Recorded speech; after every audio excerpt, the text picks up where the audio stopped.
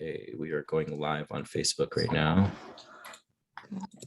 All right, I think we are live on Facebook. How's everyone doing here? All right, let's start this meeting. It's 6:01. Savannah, why don't you start off with introductions? Yeah. Hey, everyone. I'm Savannah Arroyo. I am investing. I've started investing, switched into multifamily syndications. That's currently what I'm investing in right now. Alex and I are super passionate about educating, sharing with healthcare professionals, different real estate strategies and tips and tricks and everything real estate. So we became really passionate about starting a group and kind of a community of healthcare professionals investing in real estate. That is not a prerequisite to be here at this meeting. It's just kind of where we're getting a lot of our interest from. And so we're just here kind of share resources. And if everyone could drop in the chat where you're from and a contact information. I know a lot of us are on these meetings week after week, and you might recognize some names or see people on here that you've chatted with before. And it's a really good way to network with people. And I know Dave's going to be hopping on and sharing a ton of information. So if you guys have questions as he's presenting, please drop it in the chat. Alex and I will go through those. Alex usually handles those Facebook live chat messages, and I usually get the ones on Zoom, but we try and ask Dave, or you can put your hand up and ask questions. And this will be recorded. I record it and then I upload it onto my YouTube, and then I share with our Facebook group. Hey everyone, could everyone do me a favor? If they're on Facebook on the desktop, go ahead and go into my profile. We're actually on live stream right now, and just click on my live stream and hit share so that way more people can see this. Okay, and share this meeting up with as many people as possible. We're trying to grow our group. We have about 1,900 members in like 4 or 5 months. This is crazy, right? And so we're trying to, my goal is actually 10,000 members in our group, just and we're really passionate about helping other like healthcare professionals. So hey, my name is Alex Sabio. I'm a restorative therapist. That is my W-2. I invest in luxury short-term rentals. Really excited today because we have a legend on as our guest speaker. We usually actually host network meetups first Monday of every month, but we could not pass up the opportunity to get Dave on here. We had to bump that. And actually, just to update, next Monday, we're skipping next Monday because it's Valentine's Day. And so we'll be on in 2 weeks. But Dave, he's my qualified intermediary. I've used him twice now. If you were on 5 minutes ago, you'll realize I should have used him 3 times. So it's cost me about 20 grand, but that's okay. You learn as you go. And if you ever listen to me talk about real estate, I always say when you're building your team, you get the best one in the business. And Dave is he is the best one in the business. So if you're needing a 1031 exchange, please go to Dave. I highly recommend him. There's all of these different real estate strategies that everyone has. Like Savannah does multifamily. I do short-term rental. Some people do long-term rental. But every tool, every single real estate investor needs is they need to know what a 1031 exchange is and how to do it and when to do it. So Dave, thank you for joining us. Oh, listen, it is absolutely awesome to be here tonight. You know, it's funny, Alex, is your story is just a whole lot like everybody else's, and it's exactly like mine. You don't know what you got until it's gone. And by that, I mean those tax dollars. That was actually how I got into 1031 way back in the 90s, was by starting out to become a real estate investor. Just like so many people today, I bought a duplex, I fixed it up, I sold it. I was the king of the world until I went to my accountant, and he gave me the same bad news you got. You know, and it was at that moment that I realized that as a real estate investor, you've always got a silent partner, and his name is Uncle Sam. And if you're not careful, he's always going to do better than you, and he's for sure never going to lose. But it was then that I discovered a 100-year-old IRS statute called Section 1031, and that was the game changer. And I'm excited to share it with anybody. I've used it myself for over 20 years now, have yet to pay a penny in capital gains tax since that fateful first on real estate sales. And I've helped a bunch of investors along the way, just like you. And I know just from you and I talking how excited you've been to be able to take those tax dollars and put them into your pocket instead of paying them to the government. So that's really what it is. I was thinking about how we were talking about mapping tonight out, and you had mentioned the whys and the wins of 1031 investing. And I just thought that was just such a really good confluence, because until you understand why they're so powerful, you're not going to be looking for them. But once you understand why, then we can dive in and let's take a look at the wins and the wheres to do them. And we'll circle back in. So I'm just really excited. And if you don't mind, I'll throw a screen share up Sure. and we'll dive into it. Does that sound good? Absolutely. Thank you.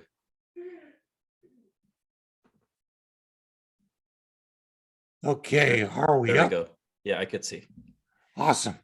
So section 1031, and I want to back up just a minute because section 1031 is part of the code that deals with taxation of real estate. But there's another bonus part of the code. And I want to talk about these two because as we get into the wins at the end of the period, they're going to come together and you're going to see a really, really powerful tool of when you can take advantage of both of these together. But section 121 deals with your primary residence. And what it says is that if you have a property that you have lived in and owned for 2 out of the 5 years prior to selling it, then you can sell that. And as a single individual, you get the first $250,000 of profit tax-free. If you're married, you get to double that to 500,000. So, I mean, Wow. right away, just by itself, think about what this is as an investing strategy. All you have to do is buy a house, move into it, live in it, sell it. And you get to take your profit tax-free. That's huge. Now, the IRS, actually, we talked about doing some coffee challenges. Let's see if we've got some savvy students out there right now. First person to write in the chat box the right answer gets free coffee on us. How many times in your life can you take advantage of the 121 primary exemption? Who knows?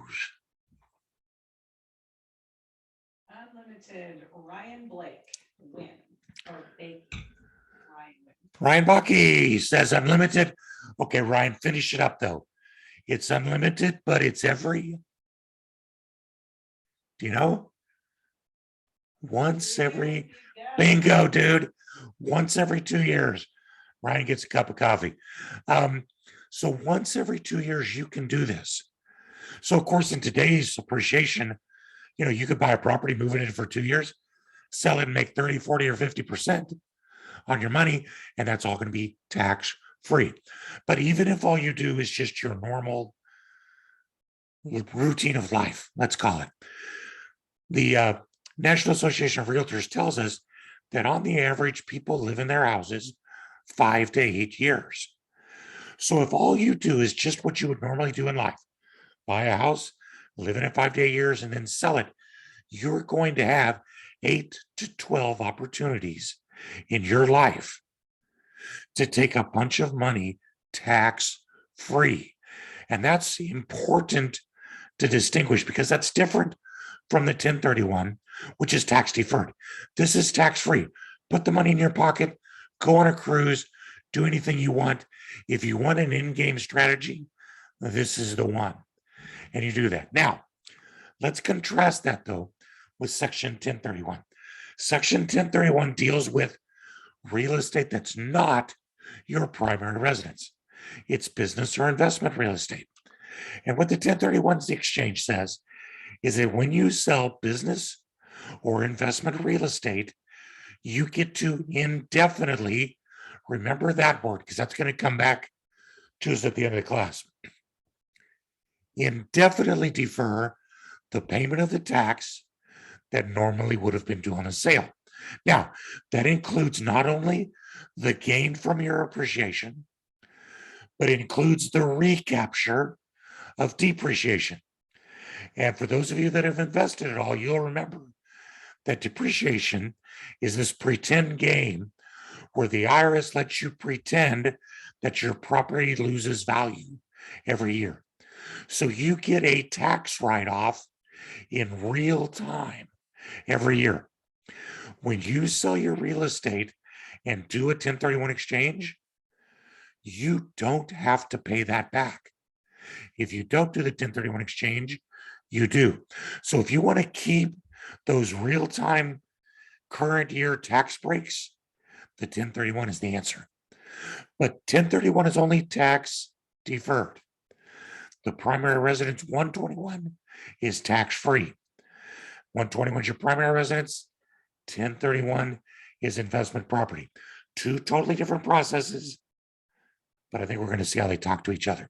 So have I kind of laid it out for everybody? Is that, you guys got a good handle on it as we jump into it? Yes. So our first question is, why? Why would an investor use a 1031 exchange? And I love this example. We're going to take a tale of two investors, and they're going to go throughout their investing careers, and they're going to do everything identically. Appreciation, depreciation, purchases, everything. Except one investor is going to pay the tax when they sell the property every time. One investor is going to do 1031 exchanges every time they sell a property. That's the only difference. Let's see what happens. So on this first example, we're going to start them off. Maybe they've owned a property for 3 or 4 years, but they have a $100,000 gain on it. So when they sell that, investor A is going to do a 1031 exchange. Now that means that in that fourth column, they're not paying any tax, are they? You'll see that tax in the last column. And those of you, you guys are in California, so congratulations. You happen to be in the second highest taxed entity in the world. For most of the country, 15% federal, 5% state, maybe a 20% tax. For you California folks, that thing can approach 40%. So just add a little extra motivation to you there. But if we're just going to ballpark it at 20% on these. So that first investor is deferring $20,000 in tax. Now they owe it, but they don't have to pay it yet. Investor B, on the other hand, is going to pay that tax. So if you look on the very right column, they don't owe any money. Now, but what the impact of that is that investor A has $500,000 available to them to buy their next property. Because investor B paid the tax, they don't have that $20,000. So they only have $80,000 to put down on their next property. So at 20% down, see how that makes a difference? Investor A can buy more property. Okay, but Dave, it's not that much more property. Yeah, you're right. Let's jump ahead 5 years. That property is appreciated, and now we're going to sell it again. The gain's a little bit more, isn't it? Again, investor A defers the tax by doing a 1031 exchange. They owe almost $50,000 in tax, but they have $238,000 to put down on $1 million property. Investor B doesn't owe anything. They're sleeping well at night, but they can only afford to put down $168,000 on their next property. And so again, there's a $200,000 or $300,000 difference. Yeah, Dave, that's not that much. I like to sleep at night. I don't want to owe the IRS money. No big deal, right? Let's skip ahead 10 years. That property again matures, and it's just a regular appreciation. They're now going to sell. Now, at this point, it starts to diverge, doesn't it? Because investor A owes over $100,000 in tax. Investor B owes nothing.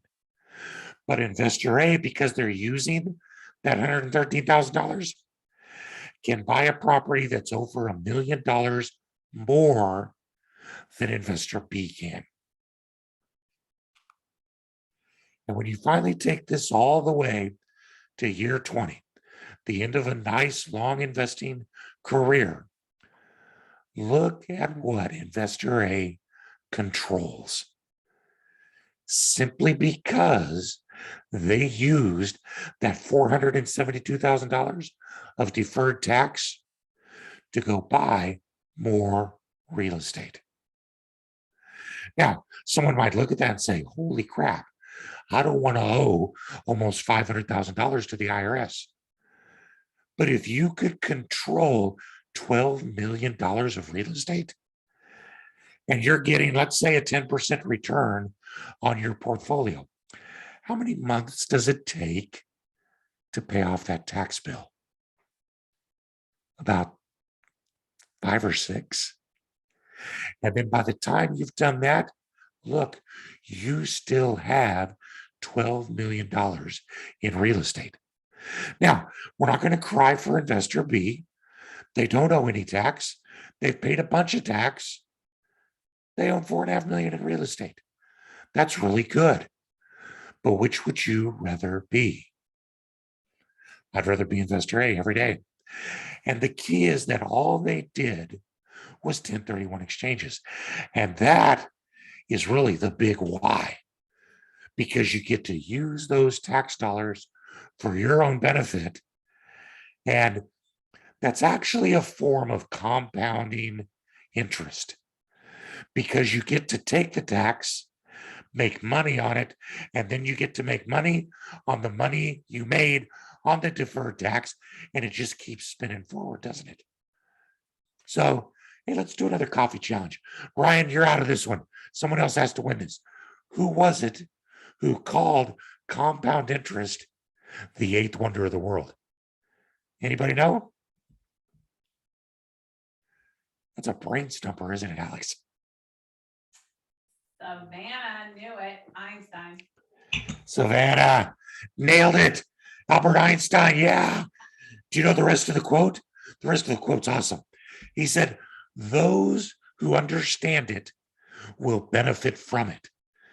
Those who don't will pay for it. And isn't that really true in our society? If you get this, it works to your benefit every day. If you don't, and you're used to buying things on interest and then paying interest on interest, it's going to hurt you in the end, isn't it? So well done, Savannah, with the coffee. So that's the why. Yes. Alex, yes, you. Oh, Alex. Alex said, Dave, I wish I had his hair. That would be awesome. Hey, we got to give a big shout out to Vicky in the background. Vicky is actually very instrumental in the business too. She helped me out also when, because you'll get frantic when doing a 1031 exchange with a bunch of emails. Vicky, thank you very much. She says, you're welcome. And make sure you say that to Dave every day. Yeah, Vic's awesome. She's the best thing that's happened to the business since the business. So there are 6 requirements that all have to be met. We're not going to spend a lot of time on that tonight because I just got way too excited about why and when to do these things. But I do want to just kind of breeze through them. And if you want to, Alex, we can come back to do a class just on the mechanics of these if you want. We should do it later at night because it's awesome for putting people to sleep. But we're just going to take 30 seconds here. This is only for investment. And remember, it's in real estate that has been held for investment. From the day that you close your sale, you have 45 days to identify your potential replacements, and you have 180 days to close. And the IRS is very unforgiving of these. You have to use the services of an unrelated third party called the qualified intermediary. The only role that we fill by law is the documentation of the 1031. We have to be unrelated in every other aspect. But we document the exchange and we make sure that the proceeds get from the sale to the purchase. In general, whoever it is that owns the old property, how it's titled, or who the taxpayer is, has to be the taxpayer for the new property. So you got to keep the title the same and the taxpayer the same. And there's all kinds of nuance that's in there. But and then the last one, and this one gets a lot of people, the reinvestment requirements. If you want to defer all tax, you've got to do two things. First, you have to purchase at least as much as your net sale. So let's say you sold a property for $320,000 and there was $20,000 of closing costs. That makes your net sale $300,000. Second part of the rule, you have to use all of the proceeds in the next purchase or purchases. Now, let's say there was a $100,000 mortgage. That means you generated $200,000 in cash, right? So to defer all tax, in this example, you would need to purchase $300,000 of real estate using all $200,000 in cash. The possibilities that you get to when you start thinking about that are kind of fun to contemplate. But the key is all 6 of these have to be met. Now, this is where you want your QI to be your Gandalf. They're your guide through Moria. And they've got to have a great handle on this so you don't run afoul. But as important as these are, they're not nearly as much fun as talking strategy. So feel free to write some questions in the Q&A section, and we can get to those if you've got some on this. But let's move right on to the life cycle of the real estate investor. And let's talk about the voyage or the journey that we all make. And we're going to circle that back to see how 1031 unfolds into that. You know, I wish I could remember it. Savannah, you might even know it, but there was an old riddle of the Sphinx where it was, what is it that starts out on 4 and then moves to 2 and then ends up on 3? I can't remember how it was actually phrased, but the answer was mankind. And you see the example right there, right? As an infant, you're on 4 legs. You start walking, you're on 2. When you're as old as I am, you start looking for the cane. If not to walk with it, to hide it so Vicky can no longer hit you with it. But the idea is that, like the writer of Ecclesiastes says, in everything there's a season. And when you're a real estate investor, you've got a life cycle just like this. And it's inside this life cycle that the opportunities to do the 1031 exchanges come about. So early in your career, you're the rookie, you're the novice investor. And I think it's very interesting. I really appreciated just contemplating, Alex, the composition of your folks that are part of your group, because healthcare professionals in particular have such a demanding career path. Whether you're RN, as Savannah, are you an RN? Yeah, RN or an RT as you, or whether you're an MD or an OD, a DO, it's such a demanding pursuit to get to your goal that you have to be laser focused. There's no time for anything else. And for those who have ever taken out student loans to try to get through med school, you don't have a lot of time other than to make money to pay those off for a while. So the move to go into, to add something to your healthcare career comes at a cost. And it has to come with a lot of careful thought and planning. But it's so awesome to see healthcare professionals take the same kind of laser focus that they have in their health career and turn that to real estate investing. So I hope we'll generate some really good debate on this tonight. Wherever you're at, if you're a rookie and you're a novice, your focus is going to be building a team. You don't even really know the right questions to ask. So you're building a knowledge base, developing the team, moving slow and smart. because you've already got this big chunk of your life being eaten up by your career. So you want to make sure that this other one doesn't swamp what you've already got going. So you're going to be focused on maximizing what available cash you're starting to have. After you start a family, buy a house, start paying some loans off, buy a practice, etc., etc., etc. Sometimes available cash is still a little in short supply.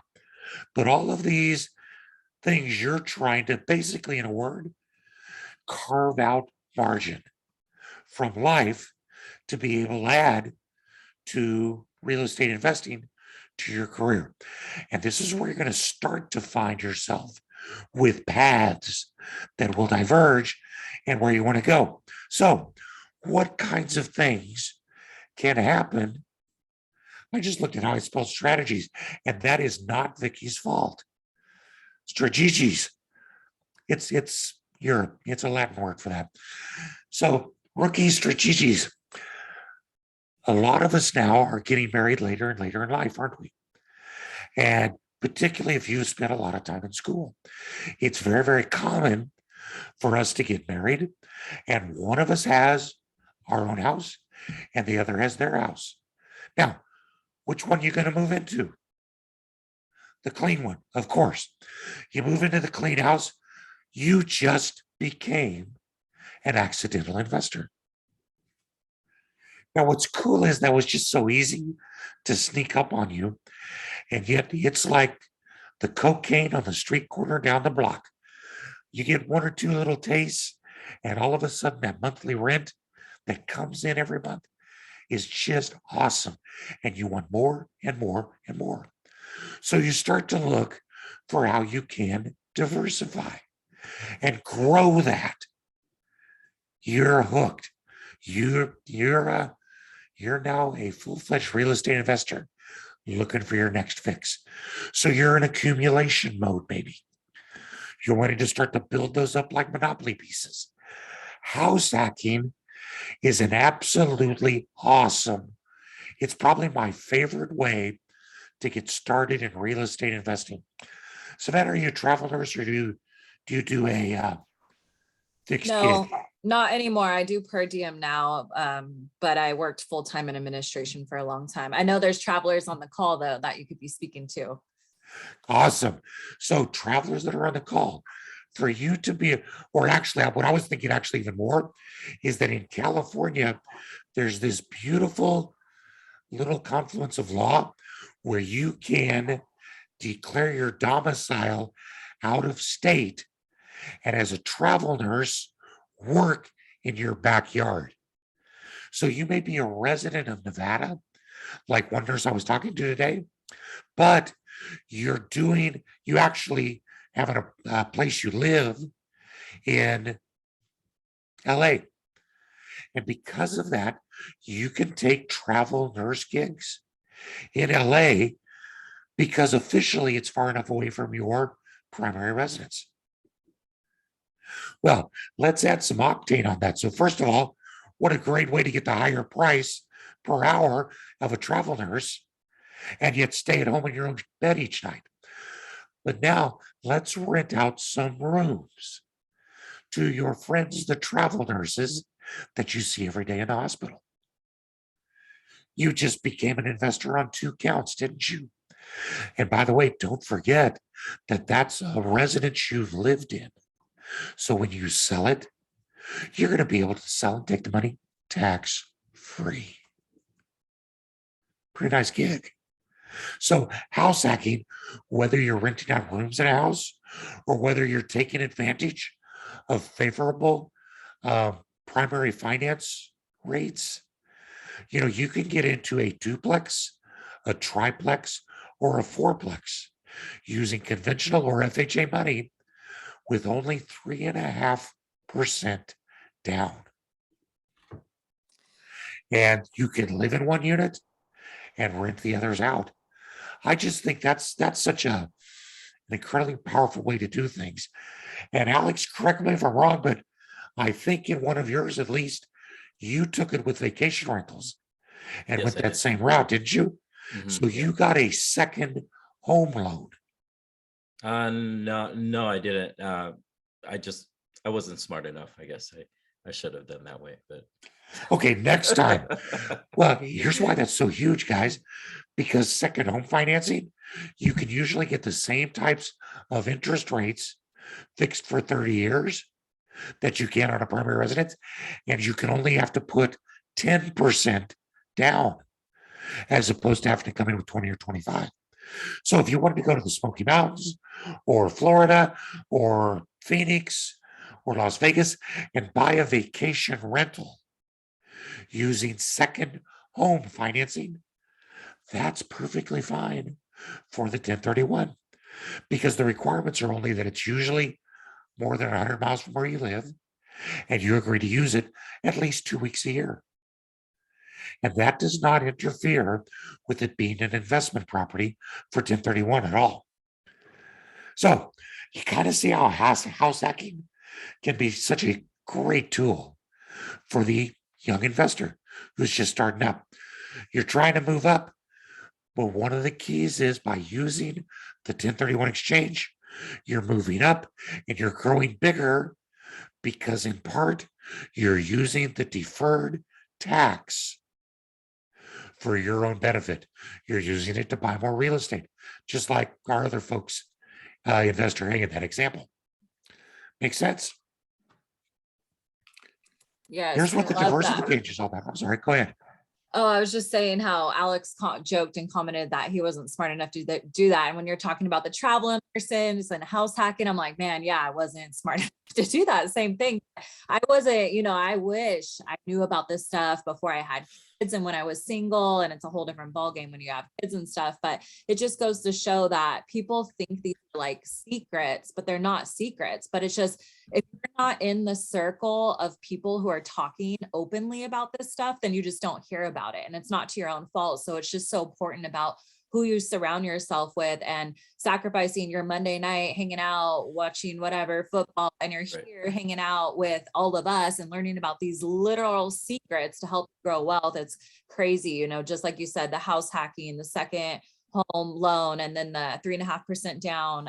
There's so many ways out there that you can make this work for you. And I just love that you're sharing them all. That's awesome. Well, thank you. Yeah. And I mean, that's all part of what we talk about with the novice investor of building your team, getting those savvy people around you who've been there, who've done it. It was funny. I was on a podcast a couple of weeks ago and the guy did one of those lightning round questions. He goes, what's the worst mistake you ever see with investors doing 1031s? And I mean, without even a split second thinking, I just said, every mistake I made myself first, because that's what it is. You really kind of want people around you who have made some of those mistakes or weren't smart enough like me the first time around so that we can help you avoid those bumps in the road. The diversifications are awesome because what you're doing is you're selling a larger asset and then you're using the proceeds as down payments to buy multiple assets. So that's a great win, isn't it? When you want to get more units, use the 1031 exchange in a diversification exchange. If I buy, say, a property for a couple $100,000 and I fix it up and I rent it out for a few years and it's worth 400,000. Well, I could sell that and buy another $400,000 property. But the problem is maybe I don't know what to do to a $400,000 property for its best and highest use. A $200,000 property, I understand. I know what kind of flooring I need to put in. I know what kind of cabinets go on the walls. I know what kind of countertop. I know what neighborhoods to look at. But I may not know the right demographics of the $400,000 property. So instead of buying what I don't know, use the proceeds and buy two $200,000 properties. And then when those mature and I decide to sell, buy two more. And all of a sudden, like cockroaches under the stove, that's a bad example for real estate landlords. I'm sorry. Okay. Like coat hangers in your closet. they'll start to multiply. And you, before you know it, you got so many, you don't know what to do with them. The other thing about diversification exchanges is that the idea of purchasing two smaller properties can many times, if you do the right math and pro formas, you'll discover that two smaller properties will actually generate more money for you in rents than one larger property. You know, $200,000 property might make $2,000 a month in rent, but a $400,000 property might only make $3,000. So why not buy two $200,000 properties and generate $4,000 a month in monthly rents for the exact same dollar expenditure on your part? See how that works in the diversification exchange? Now, because Alex is Mr. Short-Term Rental, we've got to turn this on its head and flip side it. Because Alex, I think you would be the first to say, wouldn't you, that the exact opposite is true if you're looking at the vacation rental market. Yes. That in fact, the higher price you can get, the more dollars rent per dollar expenditure you can make. Is that kind of true? Yeah, and it's less work too. You're only having to deal with one guest versus two. But you got a lot of sleepless nights waiting for those Google reviews. I get it. Absolutely. So let's start looking at the intermediate, the Yoda folks. The intermediate's getting into a rhythm, right? They're still growing. Their network now might be wider. It's larger. They may start looking at making moves regionally or nationally. You know, the greatest thing that's happened since the last crash in 2007 is that because of social media and the internet, the entire world is one big real estate market. And if you just reach out, you can find anything you want to know about any place you want to go. And it's so awesome. It's just a question of reaching out and again, building that network. So the intermediate investor is trying to keep those deal flow coming in, right? They're doing more 1031s with diversification exchanges. There's a beautiful confluence here, though, also with a healthcare professional who's moving into the intermediate phase. And that is that you've probably got your student loans under control enough, and you've got your practice purchase and cash flow ramped up enough that you're starting to generate cash.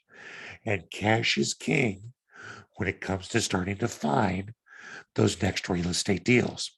Now, the other thing you're doing is you're starting to find your niche.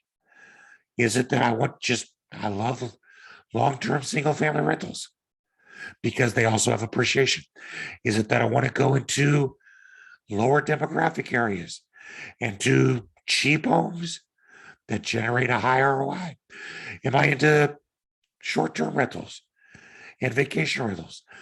Am I starting to look at things like commercial or industrial?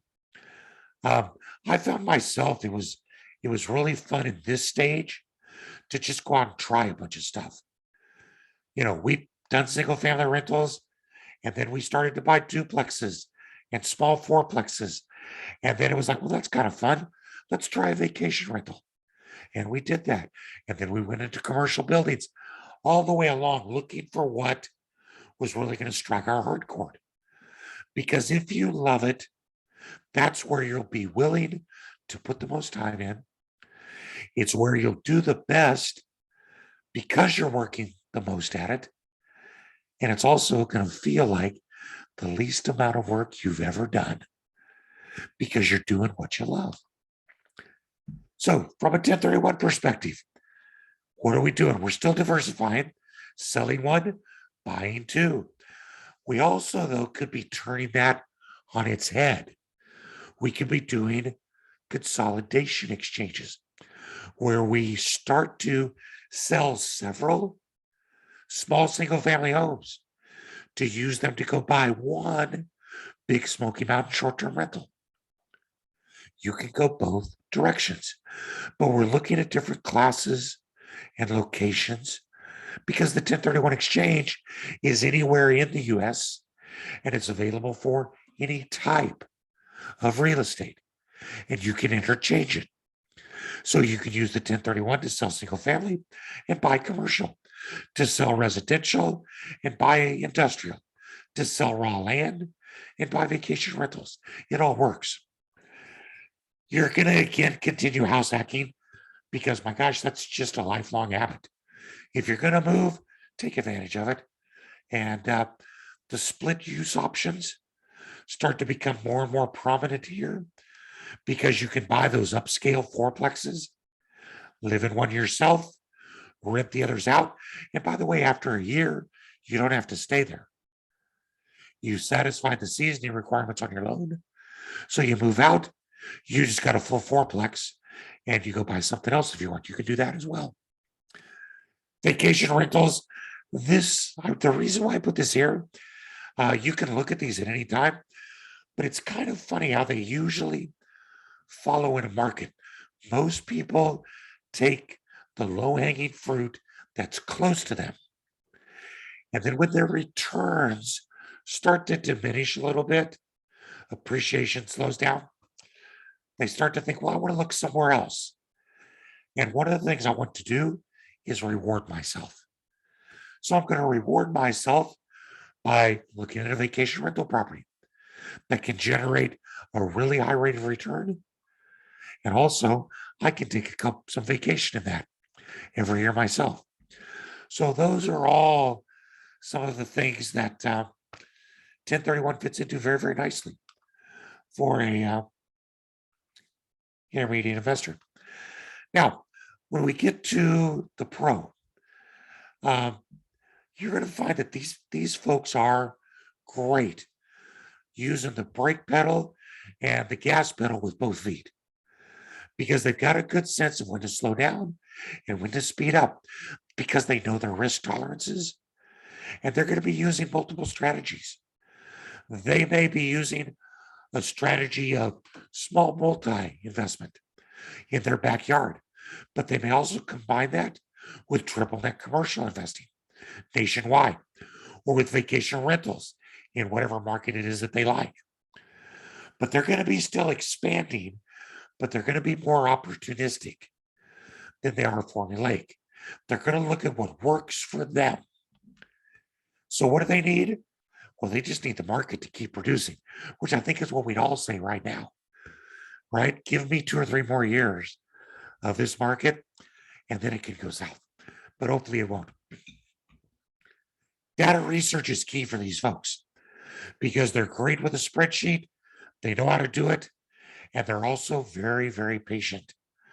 But at this point in time, generally, they're going to start looking at exits because no matter who you are, generally, the desire slowly grows for you to become more passive and less active, for you to generate more margin for things that you love rather than things that make you money. And at some point in time, we all have that moment where we realize that the greatest commodity I have in my life is not money, it's time. And the seasoned pro investor is starting to look at that and say, how can I maximize the margin of my time for my family, for my causes? I couldn't tell you how many clients I've had who are healthcare professionals who end up with Doctors Without Borders, or they end up doing medical missions work with travel nurse gigs because they figured out how to make money without spending more time, but they still have a skill that they love. And they can now do it without worrying about making money, and they get to impact people's lives. And so I love helping healthcare professionals develop these kind of models. Now, remember I mentioned the consolidation exchanges, selling several and buying one. Classic 1031 example. taking advantage of market inequities. If I would have asked you guys if you thought it was wise to sell California property 6 years ago, would any of you have done it? It was appreciating what? 40, 50, 60% a year. So just by hanging on for one more year, you were doubling your money almost. Well, why would you ever leave the California market? But if you're in the California market of today, where you're having to buy at such a high price that it generates a very, very low return on your rentals, and if you think that appreciation is going to stall out, guess what? That's not true everywhere else in the country. So you go find places that are behind the curve of California. And I'm just using California as an example. Same thing could be said of New York. Every market and submarket has its own pace.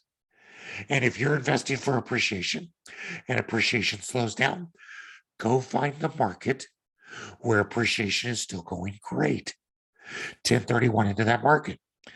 If you're wanting to find someplace where you can sell highly appreciated properties and buy bunches of smaller, less expensive properties that are going to generate high rates of return, that's a market inequity.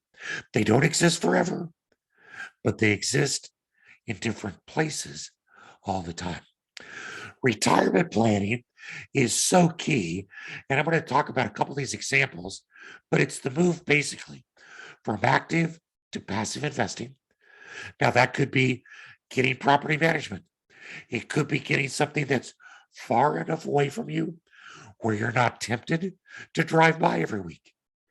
It could be going from shorter leases of general long-term rentals to the long multi-year leases of commercial property.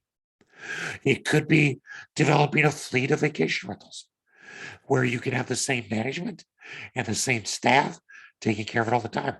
But your goal always is to go slowly from more active to more passive investing. The idea of having time to retire and live. And of course, Vicky's my party girl. It's always party time. So you're always looking at where you can get yourself that margin. And then lastly, it's not something we like to think about all the time, but estate planning. What's going to happen to all this when I'm finally done? This is, maximizing the investment yield, going from low ROIs into high ROIs, taking advantage of the market inefficiencies. Let's say that I've been investing in Ohio for a bunch of years, and I have a bunch of properties, and it's now time for me to start thinking towards retirement. And I want to retire in Sarasota, Florida. Well, using the 1031, I could start to sell my Ohio properties and throw away the snow shovels and position my properties in Florida. By itself, I'm making a move that's going to be advantageous. Then, when I'm ready to retire, I can sell the house that I'm living in. Now, remember, that's your primary residence. So that is tax free. Oh my gosh. And then you could go down to Florida, but where am I going to live? Here's where the confluence of 1031 and 121 come into play. Because the 1031 is a sale of investment real estate and a purchase of investment real estate. But you don't have to leave it investment forever. So you could convert one of your investment properties into your primary residence. All the money from your other sale goes in your pocket. And you just created a new primary residence, didn't you? Once you've owned that for 5 years and you've lived in it for 2 years, then when you sell that one, you're going to get to prorate the amount of gain between the time you lived in it, that's tax-free, and the time you rented it, and you pay the tax on that. So, hey, if you've got the choice of delivering pizzas for Domino's or moving into a former rental property and living in it for a while as your retirement jobs, which one do you want to choose?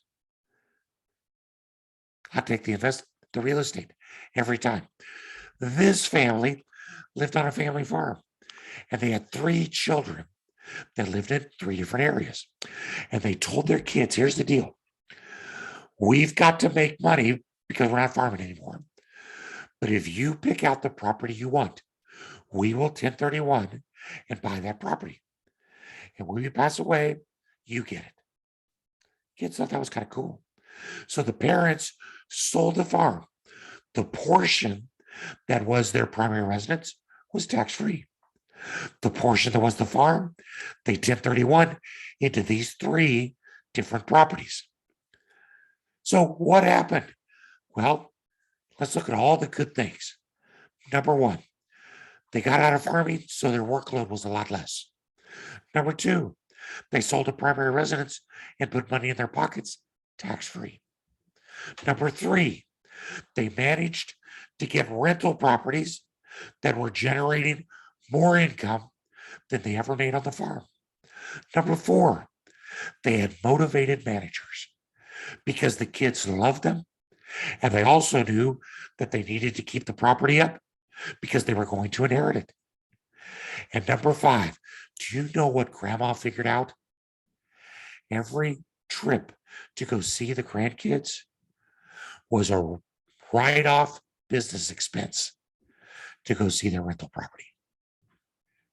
Doesn't get much better than that, does it? Now, what this all, I think we've given you like just a shotgun of all kinds of wins. You could do 1031s in a house. But it all kind of comes down to 2 things. First, where you are in your life cycle, because that's going to dictate the strategies that are going to work for you. Secondly, though, it's the 4 Ds of 1031 investing. I'm going to take that off. So we're going to talk about the 4 Ds. The 4 Ds. The first one is defer. Because anytime you buy a piece of property and you don't sell it, you never pay tax, no matter what it's worth. The second D is defer. Because anytime you sell a piece of investment property, you can do a 1031 exchange and indefinitely defer tax on the profit. Anytime, the third D is defer. Because you can move your properties from different classes, from different locations. You can convert in between your primary and investment, and you can do all of that without ever paying a penny in tax. And here, my friends, is the last coffee challenge of the night. Get your pens ready, get your fingers ready. What is the 4th D of 1031 investing? Jade already said die. Jade, I'm going to erect a monument in your honor. Jade said that the 4th D was not defer, it was die. And that's exactly right. Because when you pass away, your heirs under current law get the property that you have given to them at what is called a step up in basis. And that means that the tax that you deferred for your life disappears. It's not paid by anybody. And your heirs just got the properties without the tax. That is, I just can't even describe. That is the single best opportunity to give your children and your heirs legacy generational wealth, because they're going to get a chance to do the exact same thing. And I have a family in Greenwich, Connecticut that are on their 3rd generation of this. The grandfather did exchanges with us. He passed away. His son got the property with no tax. He started doing 1031s. And when he passed away a few years ago, his children are now doing 1031 exchanges with us. That's over 20 years of a family who has never paid a penny in capital gains tax on real estate. And it's gone to their benefit. So just some hacks. I wish that there was an R after the P because it could be the burp model, but that might be too gauche. But this is the old bigger pockets thing. Buy a property, rehab it, rent it, refinance, take that money and reinvest. And then when you're ready to sell that property, do a 1031 exchange to go buy your next one. We have people who are doing 15 to 20 exchanges a year for, and they've owned their properties all for more than a year because this is what they do. They buy them, fix them up, and rent them for a while. And while they're renting them for a while, they're using refinances to go buy their next ones. It's an awesome strategy. Turning properties into your primary residence, turning your real estate portfolio into your own portfolio of notes at the end. Now, this is not tax-free, but using owner carries and installment sales, you could still defer a lot of your tax as you go through life. Delay the inevitable because it's not inevitable, is it, Jade? Pay the tax with the tax. Even if you want to jump off the train at some point in time, use the money that you compounded to pay your tax. So you're still better off. Every day that you can go without paying tax is a day that the sun shines just a little brighter and you make a little bit more money. Wow. I mean, I gave you both barrels. Any questions or anything?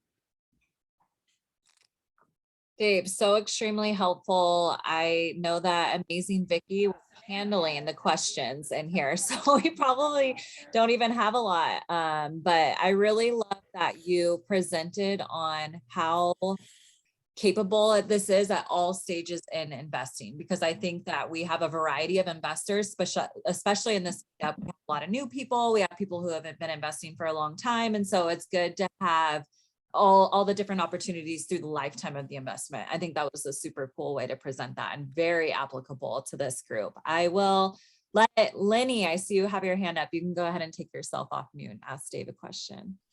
All right, cool. All right, hey Dave, man. Honestly, Alex and Savannah are normally the coolest individuals on the call, but I have to say you took the cake today. So, well, I thought you were going to say you were because you came tonight. But I have like a ton of questions. I'm gonna try to keep my questions down to a minimum. But that hack that you talked about, this is what made you cooler about the grandparents buying a home for the grandkids and then going to go visit them, and it's a tax write-off. That blew my mind right there. But hey, can you tell me a little more about this 121? I'm really totally not educated in that department. So in as much education you could provide on that right now will be beneficial for me. Yeah, 121 really it deals with your primary residence. And all you have to do, it's the easiest thing in the world, because all you have to do is buy a house, move into it, and then if you live in it for 2 years, you can sell it and take, if you're single, the first 250,000 in profit tax-free. And if you're married, you get to take the first 500,000 in profit tax-free. And you could do it once every 2 years. So literally, if you're mobile and you like to move, if you've got a spouse who doesn't mind moving, you could literally buy a house every 2 years and then sell it in 2 years and take the profit tax-free. It's as easy as that. That makes sense? Now, A ton. Thank you. yeah. Now I was going to say, Grandma, let me tell you, Alex has already figured this out as well, because Alex knows that every time he takes his family on vacation to the vacation rental, there's going to be some project he needs to do. like split some firewood or check the chemicals in the hot tub or monitor the automatic sprinkler system. And so every trip he takes his family on vacation, his properties, I'll bet's going to be a write-off. Yeah, we still eat at McDonald's, so that's the thing. Awesome. I think Savannah's got a question. We'll get to that in just a second. Did you have some follow-ups there, Letty? No, I'm great. I mean, I do have another question if no one else have any, but I hold my question off to let someone else answer. Okay, Savannah, did you have another question? Oh, Or no, who had a question? yeah, I had heard at one point that the tax does pass on. Tax basis, does the asset have to be held in a trust? Please repeat that question. Okay, was that from Savannah? No. Okay, let me get to that in a minute. Savannah, what was yours?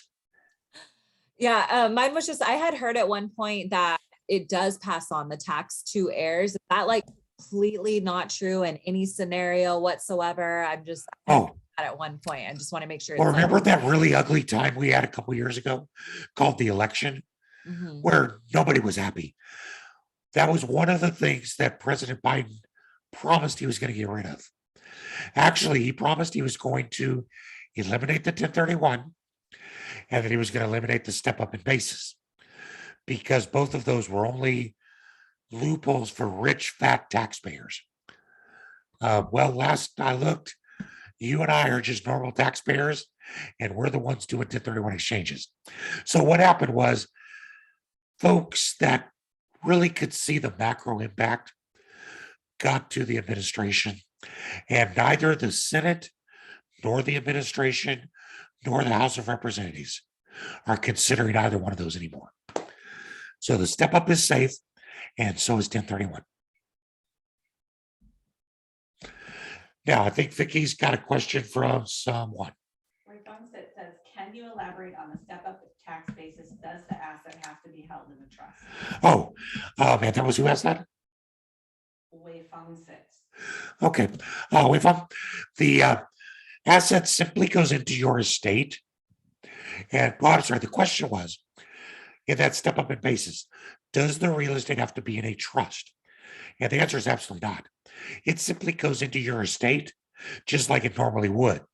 Your estate has an executor, and the executor follows the terms of your will. So if you said, I want this property to go to this child, I want this property to go to this child, then they get those properties, and the accountant works with the executor to determine what their basis is going to be. And part of that determination is the step up to market value. So there's a redetermination of what those properties are worth as of the day you die. And that's what your heirs get it as if they paid that amount. Does that make sense? Awesome. Well, in respect of your time, Dave, I know that I don't even know where you are in the world. Are you on the East Coast? I'm in St. Petersburg, Florida. You are. So it's late over there for you, but thank you so much for coming here. We'll post this up to YouTube for anyone who joined late. You'll have access to this recording on the YouTube. You can go ahead and save the chat with the 3 dots. There was a lot of great questions in there that were actually answered in the chat too. So for anyone who didn't catch the whole meeting, highly recommend to save that and get some of the answers to those common questions that people are having. And then I will drop Dave's information in the YouTube, and then we'll also put it in our Facebook group for the healthcare professionals investing in real estate. So thank you so much, Dave. Alex, do you have any parting words? Yeah, no, a knowledgeable QI, and the best one in the business is what you need in your team. I mean, I got a hold of Dave and his information is there. And I felt like I was being a pest. I must have emailed him 50 different scenarios and Dave, what about this? What about this? What about that? And he answered all of them. And this is like before taking a dime or anything. And that's when I knew this is my guy. This is my ride or die. I'm going to do every single exchange with him from now on. And so, and it's crazy, his presentation talking about rookie, intermediate to a pro investor. I went through all of that crap. I wish I was a better investor and went straight to pro, but we kind of all go through our, ups and downs. But yeah, hey, so if you guys have any questions, just go ahead and email Dave. His contact info is there on the screen. So go ahead and take a screenshot of it. If not, Savannah and I will give you his info. But Dave, thank you. This is one of our best meetups, actually. Very, Yeah. very informative. Oh, my pleasure. That was fun. But hey, guys, thank you so much again. Like I said, next week, Valentine's Day. So we're not doing a meetup on Valentine's Day, but 2 weeks from now, we'll be talking about midterm rentals for the travel nurse. That's thank you for bringing some of that up, Dave. Yes. Awesome. All right, you guys, everyone have a great night. Thank you, Dave. Thank you, Vicky. Thank you. Thank you. Thank you.